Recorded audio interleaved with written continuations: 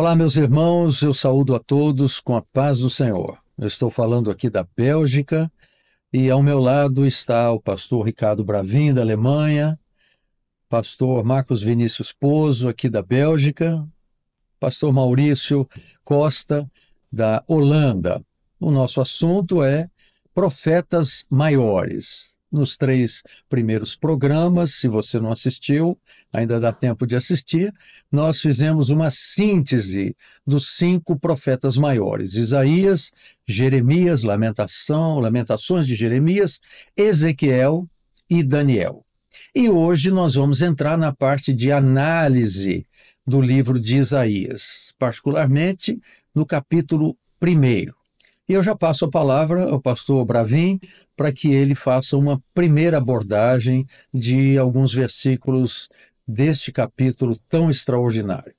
Pastor Gerson Belucci, a paz do Senhor Jesus. Amém. Pastor Maurício Costa, a paz do Senhor. Pastor Marcos Vinícius, também a paz do Senhor. E a todos os queridos irmãos que participam conosco desse momento maravilhoso, eu também desejo e saúdo com a paz do Senhor Jesus. Muito bem, Pastor Gerson. Essa análise inicial do primeiro capítulo do profeta Isaías, ela é muito importante, porque para entender as profecias que se seguem ao longo do livro do profeta Isaías, nós precisamos também entender qual era o momento espiritual que o povo de Israel vivia, Sim. Judá e Israel viviam naquele momento histórico do profeta Isaías, em que profetizou o profeta Isaías. Ele profetiza ao longo do reinado do rei Uzias, Jotão, Acás, Ezequias, reis de Judá, e naquele momento o período que Israel vivia era um período de turbulência espiritual. O povo não estava bem espiritualmente. Se pudéssemos usar uma linguagem mais acessível, nós poderíamos dizer o povo não estava bem espiritualmente.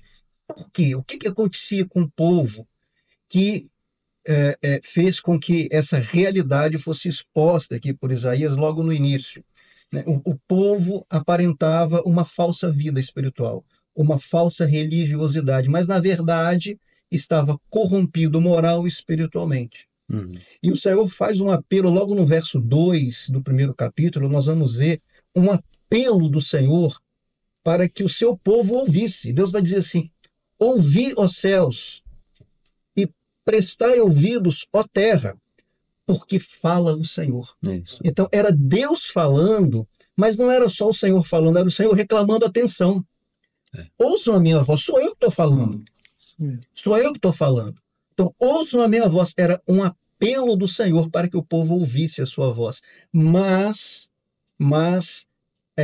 esse apelo não era atendido. E por que não era atendido? O Senhor fala aqui já no verso 3. Olha, o boi conhece o seu dono, a sua manjedoura, mas o meu povo não me conhece, diz o Senhor.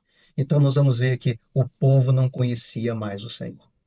Não conhecia a lei do Senhor, não conhecia mais a profecia, não ouvia mais a voz do profeta inspirado pelo Espírito Santo.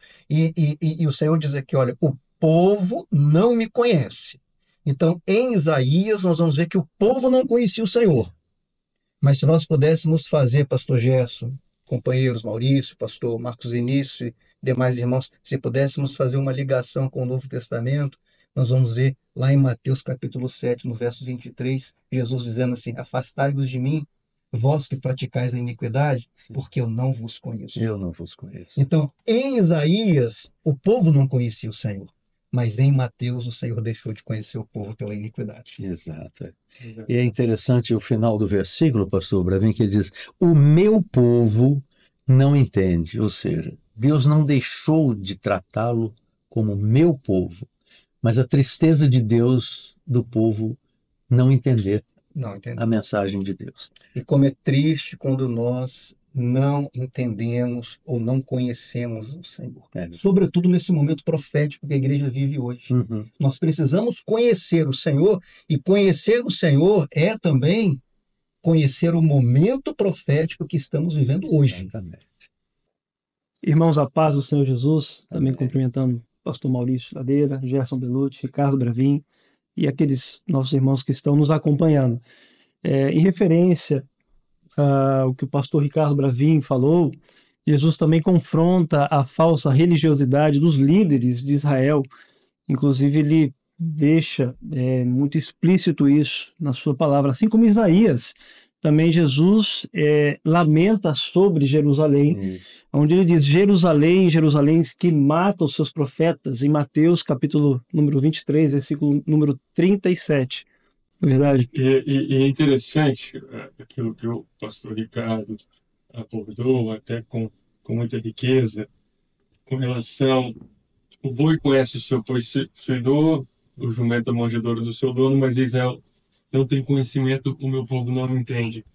A rebelião do povo, e está aqui no verso 4, deixaram o Senhor, voltaram para trás.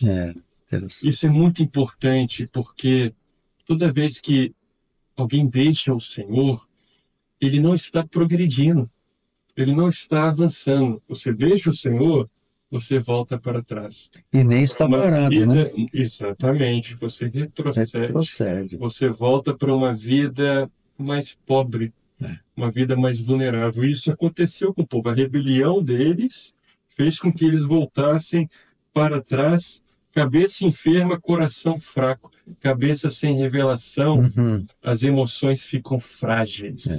Toda vez que nós deixamos a revelação, deixamos o Senhor, deixamos o Santo de Israel, as nossas emoções são frágeis. Nós somos levados, conduzidos por qualquer coisa. E isso nós vemos também que Jesus, é aquilo que João diz, no capítulo 1, versículo 11, ele veio para o que era seu e os seus não o receberam, porque não conheceram o seu possuidor, não entenderam o projeto de Deus. Perfeitamente. Pastor Maurício, a gente podia falar um pouquinho dos versículos 5 a 9, porque esse trecho, pastor Marcos Vinícius, pastor Bravin e os nossos queridos telespectadores, né? Esse texto fala de um momento de corrupção e o juízo de Deus pela corrupção do povo, devido à corrupção do povo. Então, a condição espiritual do povo de Israel, meus queridos, é descrita como se fosse uma doença, mas não é uma doença qualquer, é uma doença terminal, uma doença que leva à morte.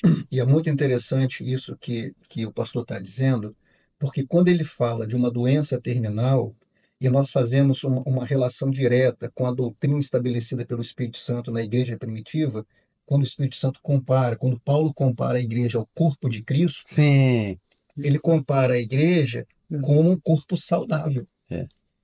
A igreja no Espírito, ela é um corpo saudável, bem ajustada, que é governada pelo cabeça, que é Jesus, que é forte. Muito bom. Mas quando o homem deixa o Senhor, e aqui eu me refiro àquilo que o pastor Maurício falou anteriormente, a cabeça é fraca, por quê? Porque o cabeça já não é mais Jesus. Já não é mais, já é a razão do homem. É a razão, e a razão do homem é fraca. Por essa causa há entre vós muitos fracos, doentes e não poucos que dormem. Exatamente. Deixou de discernir o corpo. Então, como nós vemos uma ligação perfeita do livro do profeta Isaías com o Novo Testamento. E olha a comparação que o profeta faz, associação com duas cidades do passado que não eram simplesmente pecadoras, eram extremamente pecadoras, que foram Sodoma e Gomorra, né? A nação está devastada. Exatamente. Pastor Maurício, pode ler o verso 9 para nós? Se o Senhor dos exércitos não nos deixar algum remanescente, já como Sodoma seríamos e semelhantes a Gomorra. Você vê que coisa, né? Então, quando a gente fala sobre Judas, prega sobre a carta de Judas, a gente lembra, né?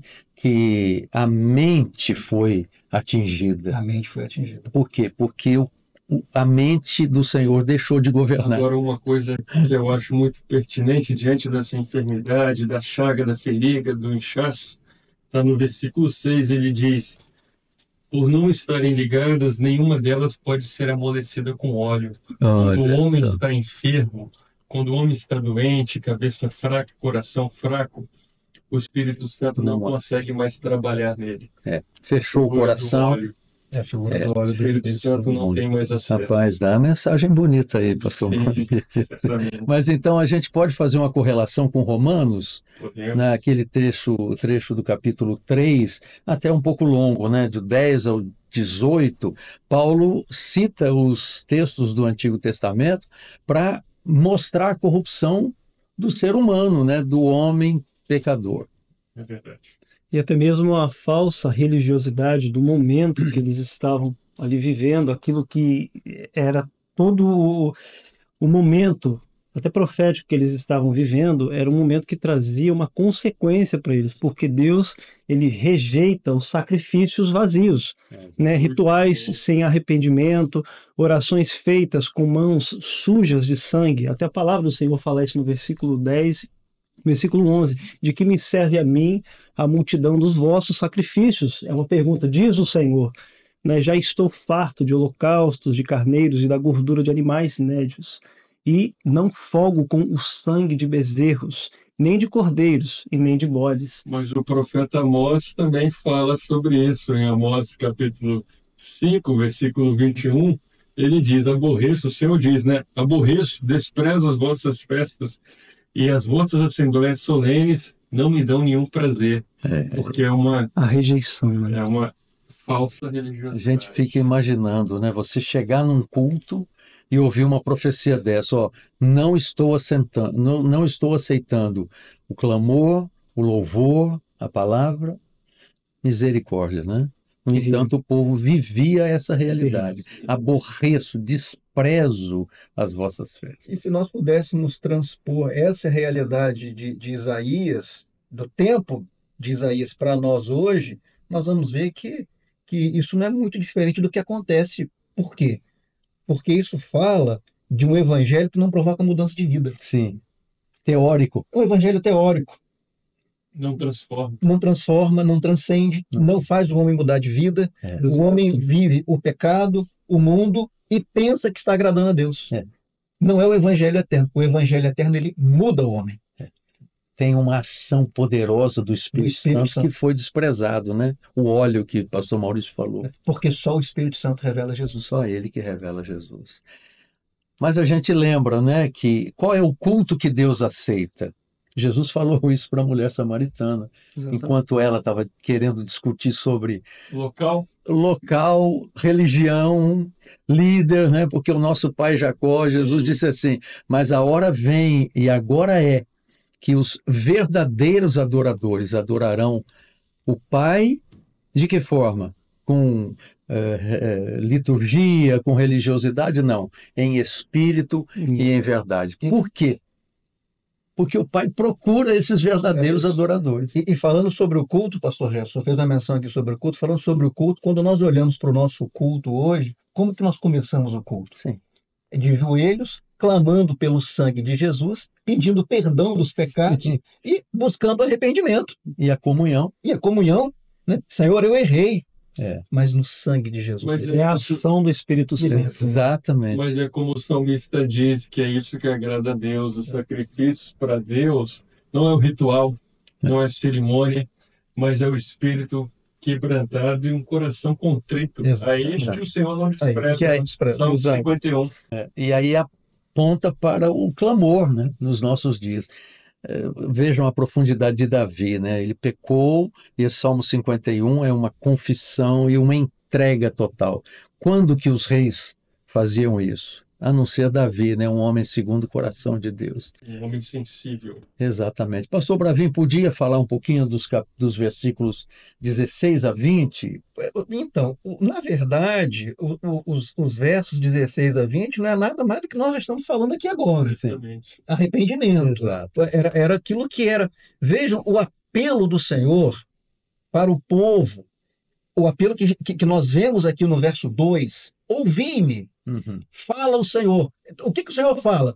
Lava as mãos, purificai-vos, tirai a maldade, fazei cessar o mal. Quer dizer, era Deus fazendo um apelo para que o povo se arrependesse. Isso no verso 16. 16, né? Eu fui lá no 2 para mostrar o apelo, mas voltei para o 16 para dizer qual era o teor do apelo. Perfeitamente. No 2 há um apelo, e no 16 você vê o teor do apelo. Lava as mãos, se purifica, Se arrepende, aprende a fazer o bem, pratica o que é reto, ajuda o oprimido, faz justiça ao órfão, trata da causa das viúvas. Eram os conselhos do Senhor, porque isso levaria ao arrependimento. Era um convite de Deus à transformação, à mudança de vida, a novo nascimento. Exatamente. Né? Que o Senhor Jesus falou para Nicodemos, nasça de novo. E que o Espírito Santo faz conosco, nasça de novo, nova criatura. O que Paulo falou quando ele escreveu para os Gálatas: vivo não mais eu, mas Cristo vive em mim, e a vida que agora vivo-a na fé do unigênito Filho de Deus. Então é novo nascimento. E isso está a reboque de uma promessa. Isso aqui é maravilhoso, né? Venha. Deus não apenas manda você fazer, ele dá, como se ele estivesse dando uma receita espiritual difícil de nós alcançarmos, mas ele diz: olha, tem uma promessa. Tem uma promessa. Tem uma promessa. Há um benefício. Há um benefício. E no caso aqui, ele diz assim: vinde então e arguí-me, diz o Senhor. Ainda que os vossos pecados sejam como a escarlata, quer dizer, sejam visíveis, sejam notórios, estejam patentes e evidentes, todavia, eles vão se tornar brancos como a neve. E exatamente essa mensagem de Pedro em Atos capítulo 3, quando Pedro fala no templo, né? Vou ler aqui: arrependei-vos e convertei-vos, para que sejam apagados os vossos pecados e venham os tempos de refrigério. 3,19, né? 3,19. Isso, muito exatamente. Bom. E aí, pastor Maurício, tem um versículo que nós usamos muito, pastor Marcos Vinícius: se confessarmos os nossos pecados, Deus é fiel e justo para nos perdoar de todo pecado e nos limpar, né, nos purificar de toda injustiça. E aquilo que o pastor Maurício falou é profético, porque o apóstolo Pedro fala sobre isso. Arrependei-vos para que venham os tempos do refrigério. Olha o apelo do Espírito Santo, queridos, porque se nós nos arrependermos hoje e buscarmos ao Senhor com arrependimento, como novas criaturas que devemos ser na presença de Jesus, os tempos do refrigério virão. E o tempo do refrigério para a igreja é a eternidade. É o arrebatamento. Esse é o nosso refrigério, porque Aleluia. O nosso descanso não é aqui, é no céu. Aleluia. Bom, vamos partir para o fechamento desse capítulo maravilhoso, né? Eu queria só abordar com os irmãos rapidamente os versículos 21 a 23, que dizem o seguinte: os teus príncipes são rebeldes e companheiros de ladrões. Cada um deles ama os subornos e corre após salários. Não fazem justiça ao órfão e não chega perante eles a causa das viúvas. Então, meus irmãos, o povo havia trocado a justiça que vem de Deus, né, o justo juiz, aquele que tem a perfeita justiça, por subornos e corrupção. A cidade fiel, né, que Jerusalém, havia se tornado completamente infiel. Interessante que a relação desta passagem com o Novo Testamento nós podemos ver em Lucas 19:46, onde Jesus ele expulsa os cambistas, aqueles que fizeram da casa de Deus um lugar justamente para os seus benefícios próprios, para trocas, para tudo aquilo que trazia o benefício para o homem, mas não era espiritual. Então Jesus ele expulsa os cambistas. Minha casa será chamada casa de oração, mas vós a fizestes covil de ladrões. Lucas 19:46. Que coisa, essa referência minha casa maravilhosa. Será casa de oração para todos os povos, né? Uma profecia de Isaías já apontando que o evangelho do Senhor Jesus não seria restrito ao povo de Israel, mas seria para todos os povos, uma promessa gentílica, né? Para os gentios. Para a igreja gentílica. Inclusive aos belgas, e alemães. Para os europeus e brasileiros, graças a Deus.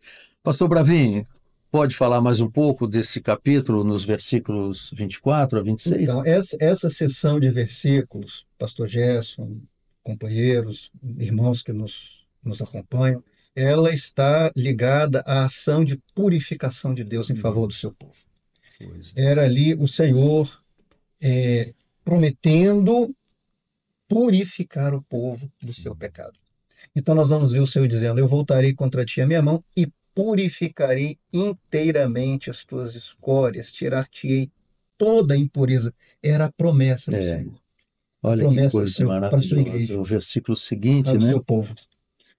Restituirei os teus juízes como eram Que antes, coisa e os maravilhosa. teus conselheiros como antigamente, e então te chamarão cidade de justiça, cidade fiel. Por que que o Senhor fala aqui daqueles que eram antes? Porque aquilo que o pastor Maurício falou instantes atrás, o povo devia voltar para trás, Sim, né? Esse retorno para trás, aquilo parecia mal aos olhos do Senhor, porque era um retrocesso espiritual. Era como se o povo tivesse caminhado até um determinado momento, parasse e retornasse. E o Senhor está fazendo uma promessa aqui, ó, eu vou te restaurar ao ponto que você estava antes. coisa interessante. Era uma promessa do Profundo, Senhor de voltar, de que o povo voltasse a caminhar, a avançar espiritualmente. Então, o povo é corrigido porque o Senhor o amava e queria E restaurá-lo. queria restaurá-lo, lógico. Como está em Hebreus, capítulo 12, versículo 6, o Senhor corrige aquele que Aquele ama. que ama. Às vezes nós não gostamos de ser corrigidos, mas é um ato de amor do Senhor, assim como essas profecias de Isaías, era o amor do Senhor corrigir o povo para que pudesse restaurar o povo, porque o Senhor ama o povo assim como ama as nossas vidas. Exatamente. Antes de passar a palavra para você, Marcos Vinícius, eu queria explorar um pouquinho isso que você falou, se referindo ao voltar para trás, Maurício, porque nós temos que lembrar sempre que o estudo desses livros servem para nós para uma aplicação pessoal. Não é demonstração de cultura bíblica ou de cultura histórica, mas o que isso vai servir para o irmão que está assistindo, para a sua vida em particular, né? O perigo de nós retrocedermos. E aí eu lembrei da carta aos Hebreus, que disse: o justo viverá pela fé. Mas se ele recuar, se ele retroceder, a minha alma não tem prazer nele. Isso está lá em Hebreus 10, 38, e o 39 diz assim: nós, porém, não somos daqueles que se retiram para a perdição, porque o recuar não é você atrasar sua vida espiritual, é você correr o risco de ir para a perdição.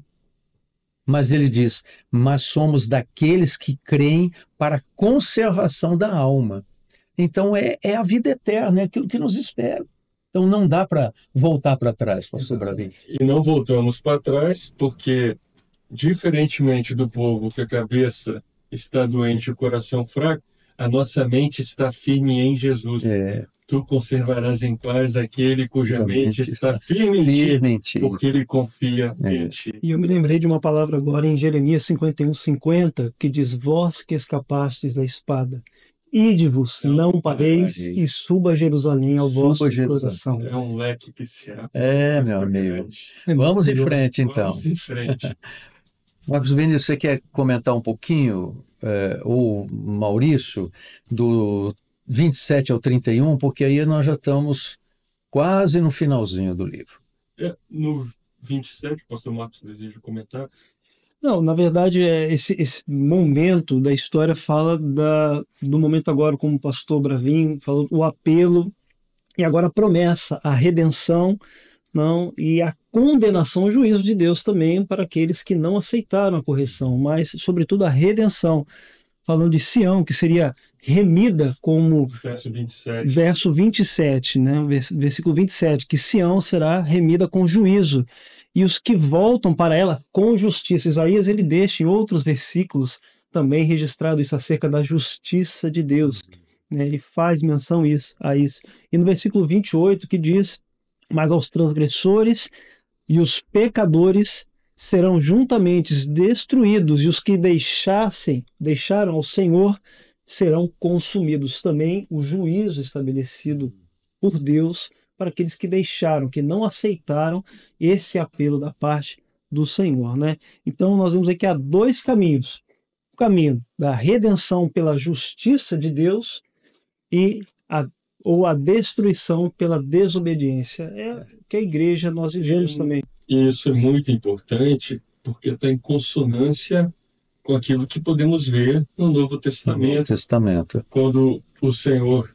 Jesus diz em João 3, né, quem crê não é condenado, mas quem não crê já está condenado. E o apóstolo Paulo fala em Romanos, é um texto muito conhecido, citado e muito importante para nós. O salário do pecado é a morte, mas o dom gratuito de Deus é a vida eterna. Então o Senhor queria que eles voltassem para Sião, porque o Senhor retribuiria com justiça. Havia uma escolha.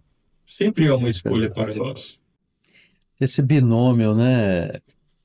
Morte e de repente surge a vida, né? O salário do nosso pecado é a morte, mas o dom gratuito de Deus é a vida e a vida eterna. Então, esse capítulo 1, queridos, e nossos queridos telespectadores também, ouvintes, é um retrato exatamente disso. Ó. Há um juízo sobre o pecado do povo, mas ao mesmo tempo Deus acende uma luz, né? Ele abre uma porta de esperança e um convite pela sua infinita misericórdia. Então, volta para ela, né?